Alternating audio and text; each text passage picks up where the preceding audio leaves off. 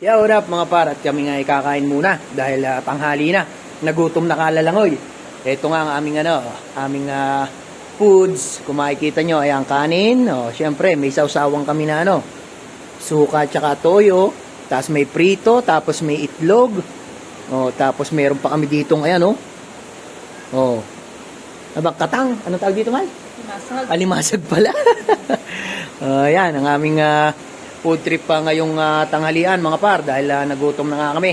Ayos to at pagkakain edi langoy ulit mga par. Syempre, sulitin na ang araw na ito hanggat maganda ang panahon at hindi ganun masyadong mahangin pero ang lamig na tubig.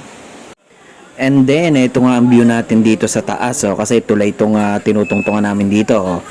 Ang ganda niya. Ayan nga. At manghang-mangha rin ako papunta doon sa kabila. Ang ganda niya mga pare ko. The best din talaga yung view. So ito nga at naglalakad-lakad kami dito. Ayan, kasi pinuntahan namin yung pinakadulo, yung aagusan ng ilog. Ayan. Kasi itong area na to ginagamit to pang yung kayak. Ayan, may nakalagay nga diyan. Ngayon lang namin nalaman sa pagpunta nga namin dito, nakita namin. Ayan, diyan siya nagmumula at ito bagong pool nila yan, bagong gawa yan. Ayan, dito nag-i-start yung nila, yung kayak, pero wala man kami makita ng bangka. Ayan, dyan sa area na yan, papaikot-ikot dyan yung mga bangka, pero hindi pala siguro nila ginagawa.